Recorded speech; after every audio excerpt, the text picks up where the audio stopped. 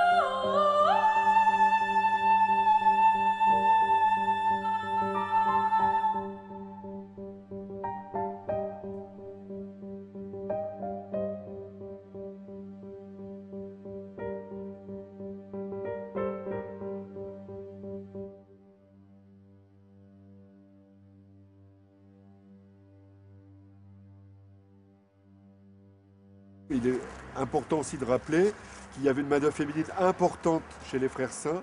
Ils ont eu besoin de beaucoup de main-d'œuvre, mais il fallait aussi beaucoup de femmes parce qu'on les trouvait plus habiles pour certains métiers. Généralement, dans les filatures, c'était les femmes, dans les ateliers de tissage, c'était les hommes. Et il faut savoir qu'elles étaient payées 40 à 50% moins cher que les hommes. Pas que chez Saint-Frère d'ailleurs. Hein. Vous me direz, au niveau de la parité, on n'en est pas encore complètement arrivé. Hein. Mais à cette époque-là, c'était carrément deux fois payé moins. Mais madame, l'inégalité entre les hommes et les femmes, c'est pas terminé? Enfin Maxime, on n'a pas fait un cours sur ce sujet, non? La parité dans les entreprises, un concept qu'on n'a pas. Une très bonne réponse, Maria. Est-ce que tu peux expliquer ce qu'est la parité dans les entreprises? Bah, ils sont obligés d'embaucher autant de femmes que d'hommes. Oui, absolument.